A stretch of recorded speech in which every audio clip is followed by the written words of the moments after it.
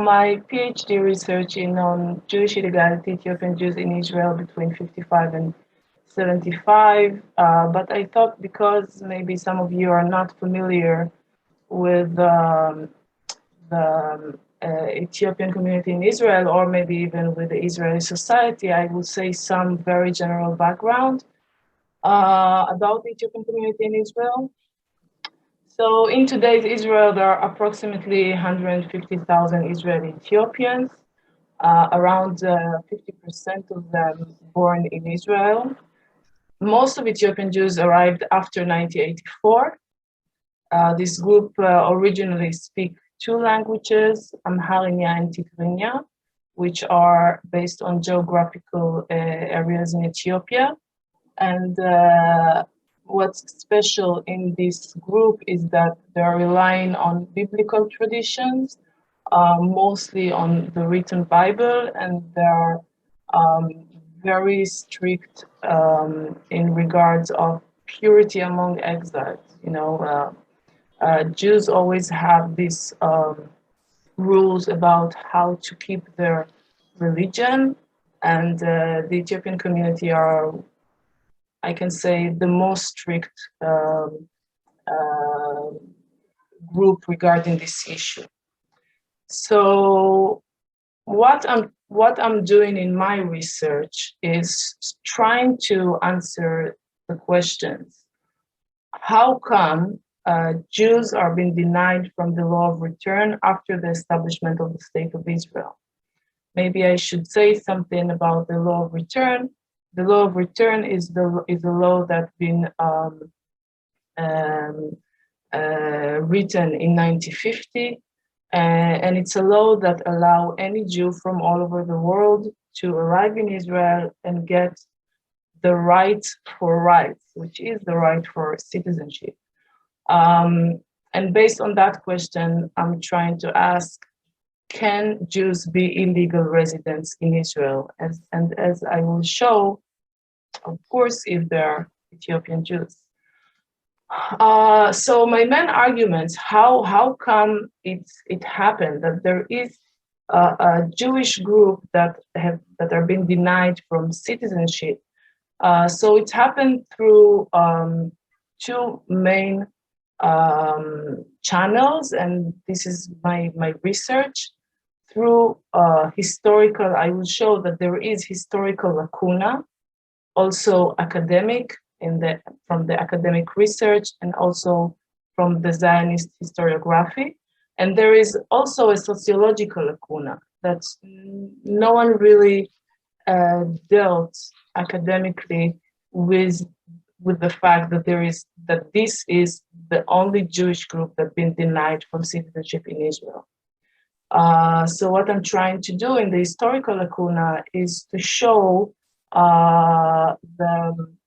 the absent parts in the history of the State of Israel regarding the Ethiopian community. So I'm doing it with two main ways, like methodologically. Documentary analysis. I'm working with a few archives, the Israel State Archives, the Zionist Archives, the National Library of Israel, which includes many of the newspapers that were in Israel and in the Jewish diaspora. Also, I'm using private archives from people that arrived to Israel before 75. I will in a moment say why 75 is the year that I'm supposed to start my research. And oral history, which is the interviews, life narrative interviews that I do with people that arrived to Israel before 75. So why 75? 75 was the year that the State of Israel include Ethiopian Jews as eligible for the law of return, and that's why eligible to citizenship. So how looks the historical lacuna? It's not only the the Zionist movement and the history that the historiography of the Zionist movement, it's not relevant only to Ethiopians. Part of the story that the Zionist movement had to tell about itself is that Jews cannot survive or exist without a state. That's why many histories of Jews in the diaspora were censored, and we start to have history that's been taught and talked in the Zionist discourse only when Jews meet Zionist activists or something from the Zionist movement. So if we see it in this context, the Ethiopian Jews are relevant only through the discovery of Ethiopian Jews in Ethiopia by Zionist activists in the late 19th century, the journey to Sudan that started in 79, where Ethiopians generally and Ethiopian Jews specifically were running away from the war and hunger in Ethiopia. And after this journey to Sudan, the state of Israel, after many years of being refugees, the state of Israel in November 84 started to do the rescue operations that have been known as the Moses operation and the Solomon operation in 91. So this is the context of Ethiopian Jews and the Zionist historiography. And who are the prominent figures that have been to this story? Of course, it's not the Ethiopians, but the Zionist movement, of course, the Prime Minister Menachem Begin that came to power in 1977. After, since 48 to 77, in power was the Labour Party, which was the party of the first Prime Minister of Israel, David Ben-Gurion. And the second figure is Chief Sephardic Rabbi Ovadia Yosef, which was the chief Sephardi rabbi of the State of Israel since 1973. I don't know, now when I'm saying all these words like chief Sephardic Rabbi Ovadia Yosef, I'm not sure if I should maybe say something about how it works in Israel, how the democratic and Jewish state work together in Israel. So in Israel, there is the State of Israel and all the institutions that's supposed to present the democratic side of the state, but there is also all the Institute of Rabbanut, which is an institute of the Jewish halacha. And since the establishment of the state, there are two rabbis that there are chief rabbi. One is Sfaradi, Mizrahi, which is relevant to, is the chief rabbi of the people that come, the Jews that came from the Middle East, actually, let's say Asia and Africa, and the Ashkenazi rabbi, which is the rabbi that's supposed to rule halacha for the Ashkenazi population, which is people that came from Europe and America. So the Sephardic rabbi from 73 ruled the halacha that the Jews of Ethiopia are Jews. What happened until this moment is that the State of Israel argued that Ethiopian Jews cannot be citizens in Israel because they are not real Jews.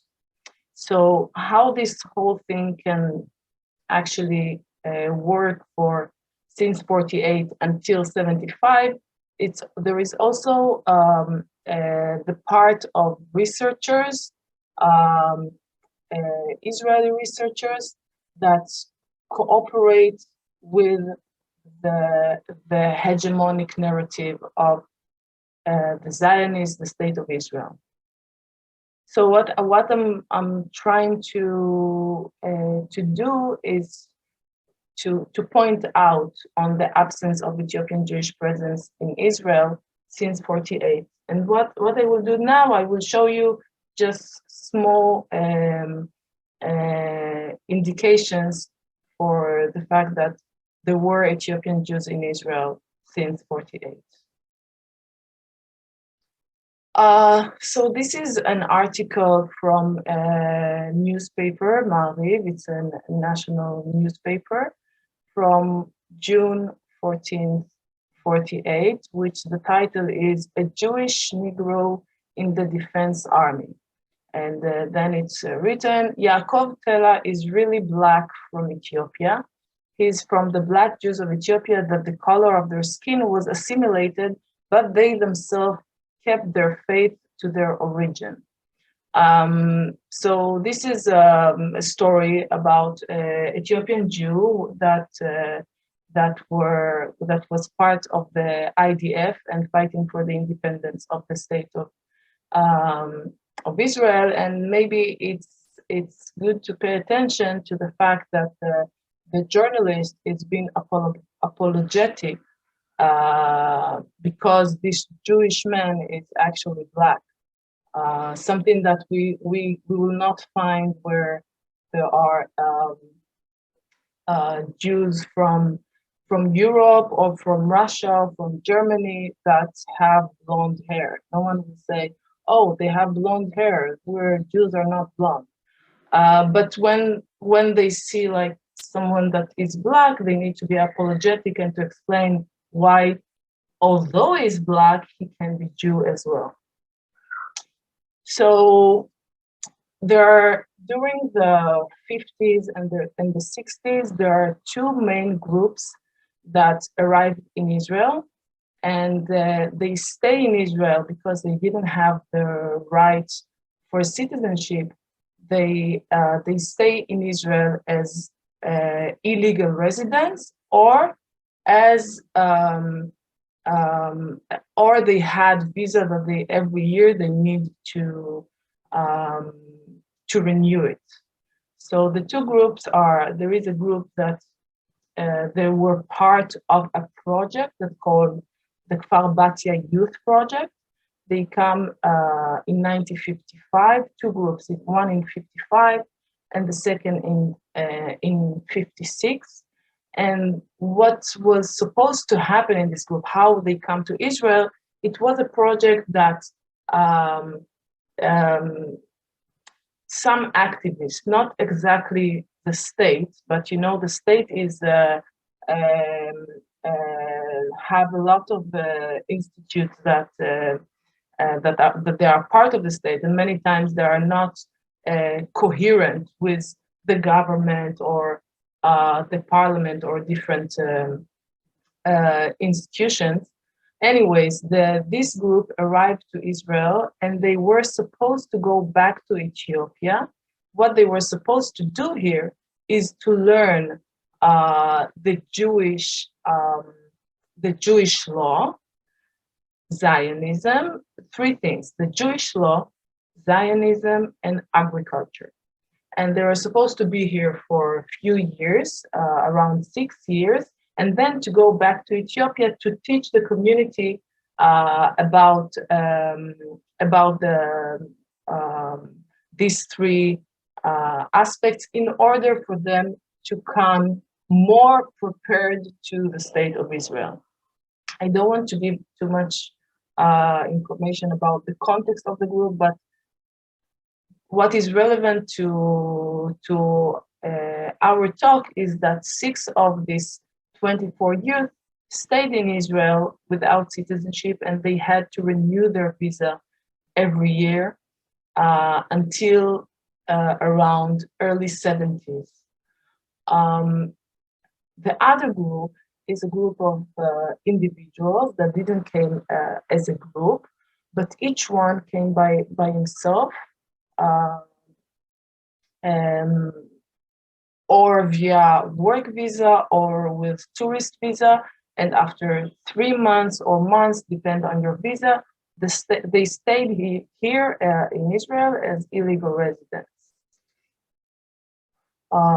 This is a photo of the group of Kfar Batya, from the first group of Kfar Batya. And this is a photo of a few individuals that were here before 75. So actually, I know personally half of the people in this photo, but all these people had to go through a very uneasy path of being treated as infiltrators, and okay, I will tell more later.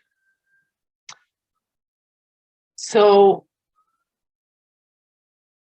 what I'm trying to show you here is that the state of Israel, when the state of Israel decide to make Ethiopian Jews eligible to the law of return, it seems that like the state of Israel didn't know that there are Ethiopian Jews in Israel, or they didn't know that there are Jews, and then they figure out that, oh, there are Jews because the chief Sephardic rabbi said so, and then, okay, they can be part of the state of Israel, and they can be citizens. So what I'm showing here is that all the institutions that are relevant to citizenship in Israel, which is the Rabbanut, as I said, the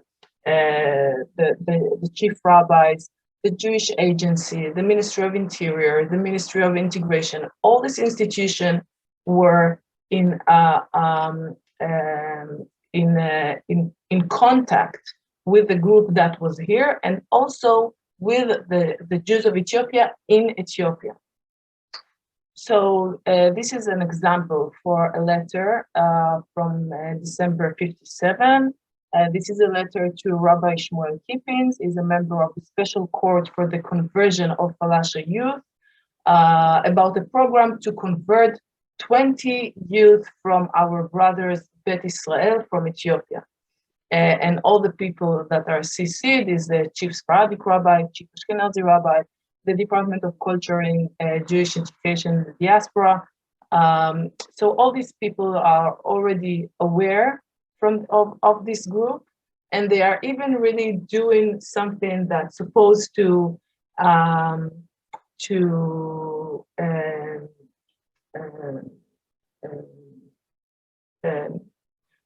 deal with the problem of the fact that they are not really Jews. So this is from 57.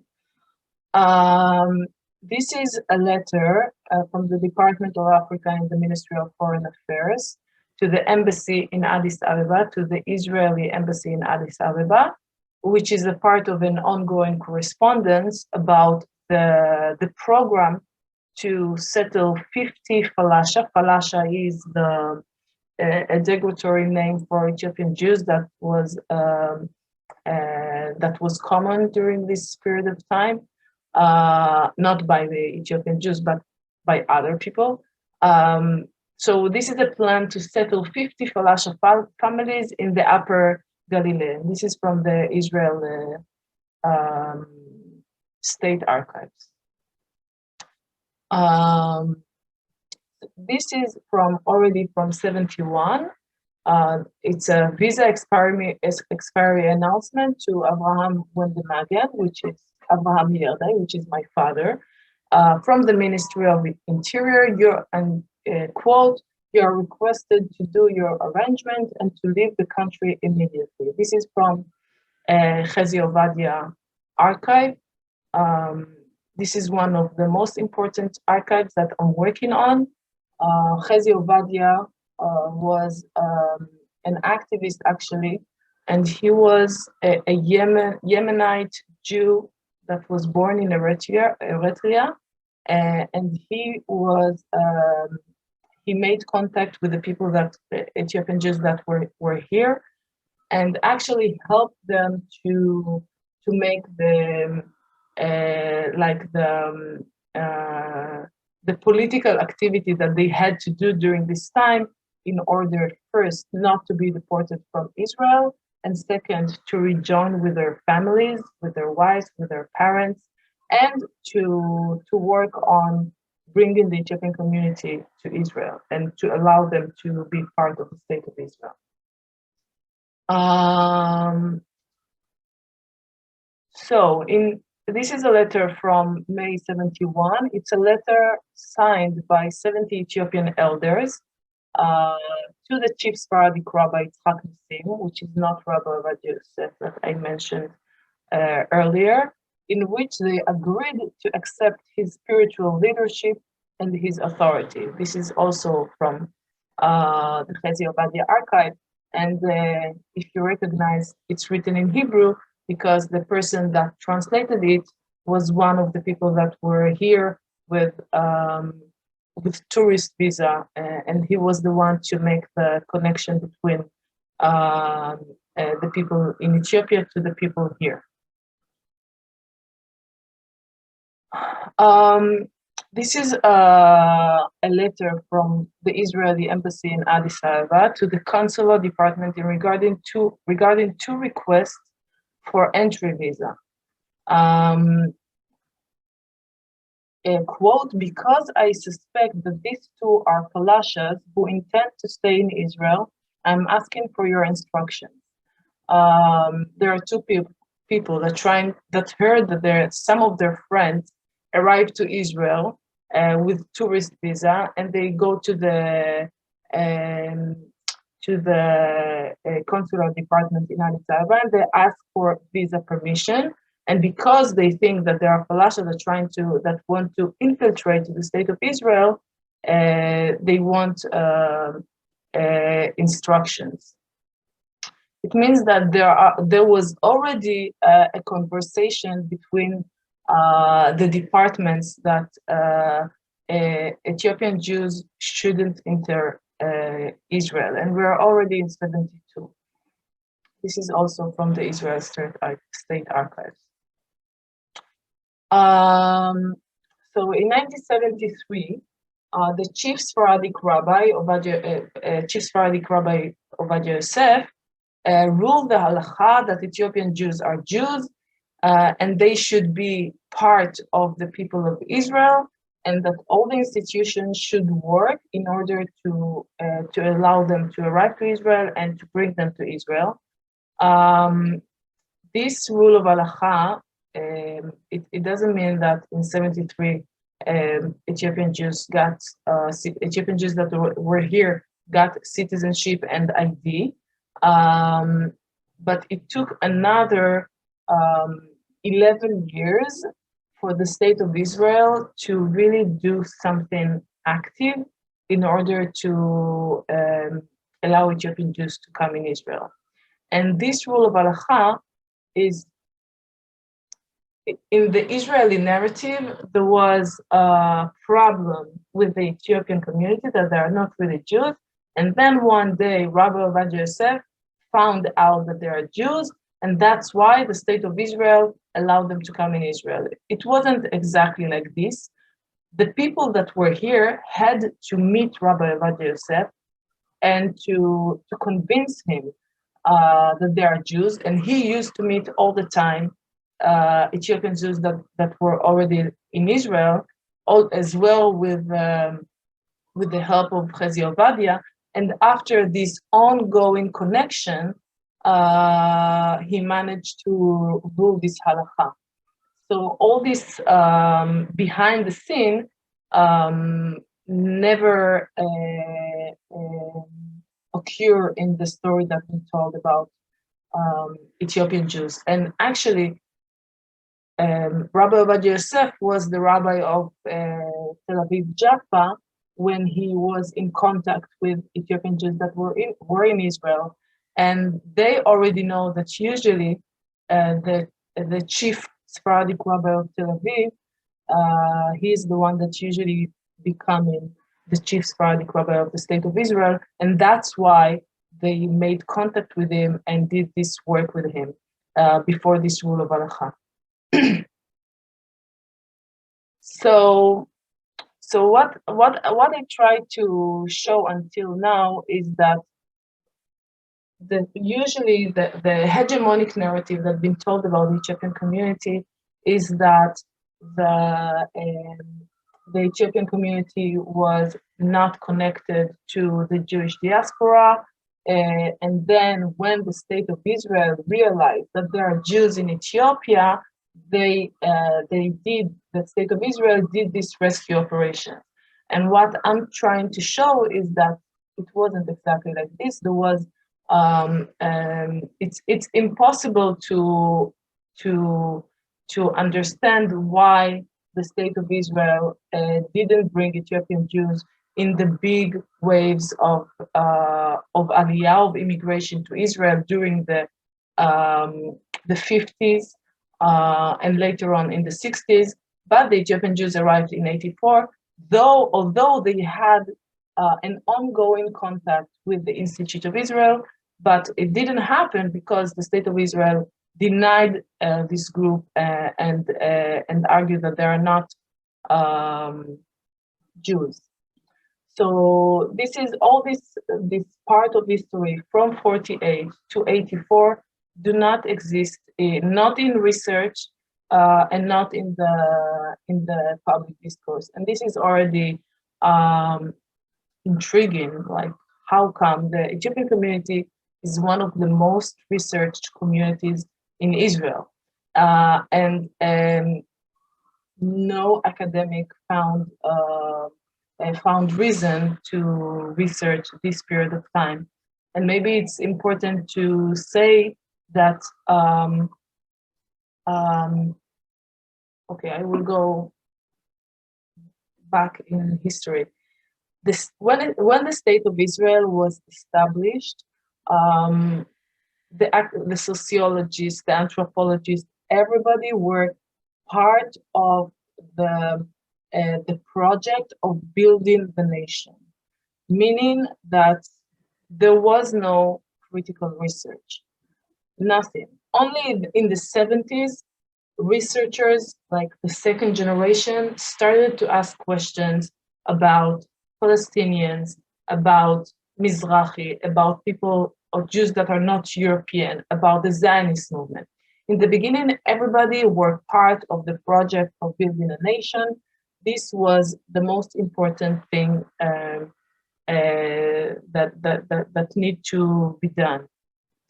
And when the Ethiopian community came to Israel, or when there started to be research about the Ethiopian community, the same logic was the researchers on the Ethiopian community had the same logic. How can they saw the Ethiopian community as a project that we need to help the state to integrate them and to help them to be part of the Israeli society. So there is almost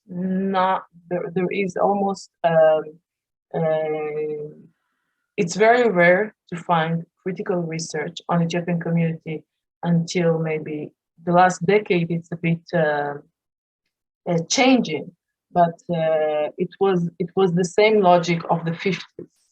That's why what I told to Kim before the conversation started, that the research was very flat and very, we call it recruited research, which is not real research. So what I did until now is to show you that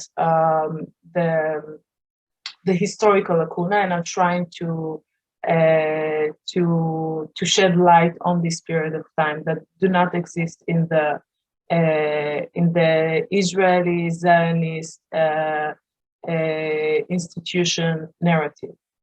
So, but from the other lacuna, it's a sociological lacuna, because when we talk about the state of Israel, we talk about an ethno-national citizenship.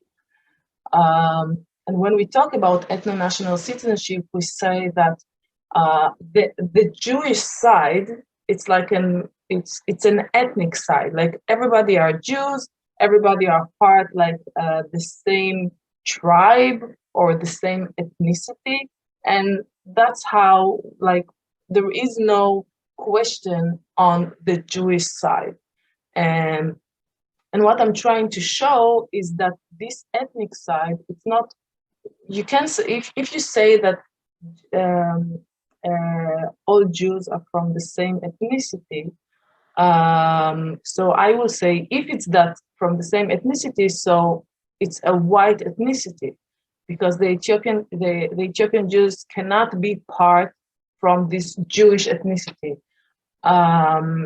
So if we look on the Ethiopian case as a case that cannot fit the Jewish side of the equation, it means that the Jewish side, it's not really an ethnic side. I'm not sure that I was clear. What I'm trying to say, that the ethno-national citizenship regime have a race component, and the Ethiopian case can help us to understand this this racial component in this definition. And if there is a racial component in this definition, it means that the whole logic of the state and the whole citizenship mechanism is being racialized. Because I will give you an example. If the Minister of Interior, if the law about people that can have citizenship is very vague, and also there is a lot of space for the Minister of Interior to decide who can enter and who cannot.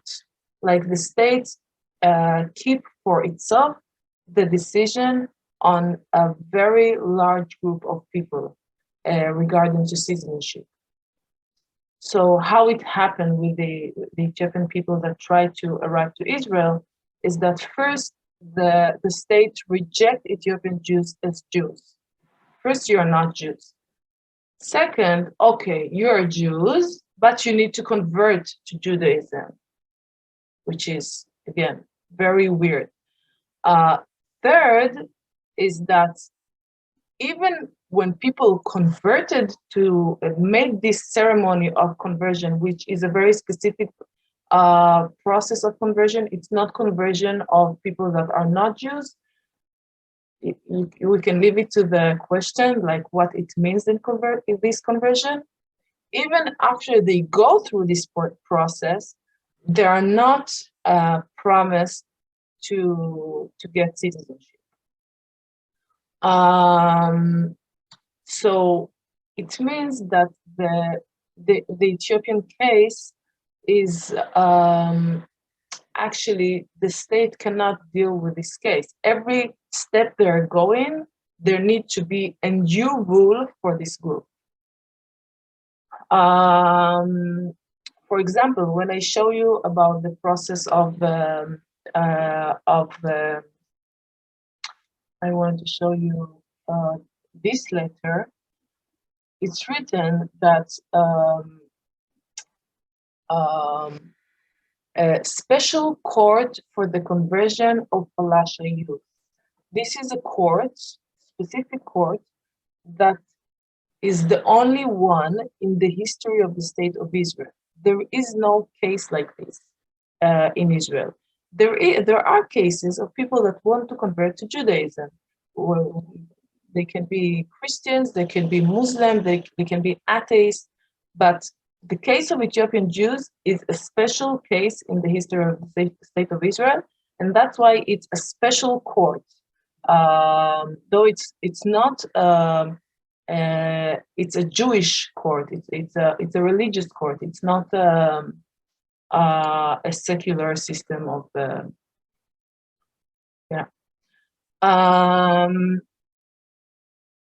So what I'm trying to claim is that the Ethiopian case is central to the racialization of the Jewish side of Jewish and democratic by understanding Jewish as ethnicity. After the law of return, was applied to Ethiopian Jews in 75. People still could not arrive to Israel. like the state tried to avoid doing any activity of bringing Ethiopian Jews in Israel. Though by law they were already eligible by the law of return to arrive to Israel and to get citizenship. And these are pictures from demonstration in '78 of people that were in Israel, and they demonstrate against the state of Israel that they don't bring their families to Israel. And you can see the last Zionists here. You can see the last Zionists are in Ethiopia. The final solution is happening in Ethiopia now. You need to remember that in Ethiopia during this time, there was a communist dictatorship, and it was a very bloody dictatorship, and people were still in contact with their families and getting letters about what's going on in Ethiopia. Letters that the people here, three people here on the right is my father, that was the chairperson of the Association of Ethiopian Jews back then, and they were working on convincing parliament members to convince the government to do a real action. They met with the prime minister and told him that if they are not going to bring their families, they're going to go public. And the government always told them not to go public. It's a security issue. You need to be silent. We're working on it. So they wait for an action by the government for many years, and then they decided this is the first demonstration where they went public. And here is a letter to parliament members, to all parliament members, by this group of people that established an NGO in the early '70s. So they had to actually do a political campaign in order to bring their families and in order to get the first right, the most basic right of Jews in Israel, which is to arrive to Israel and to get citizenship.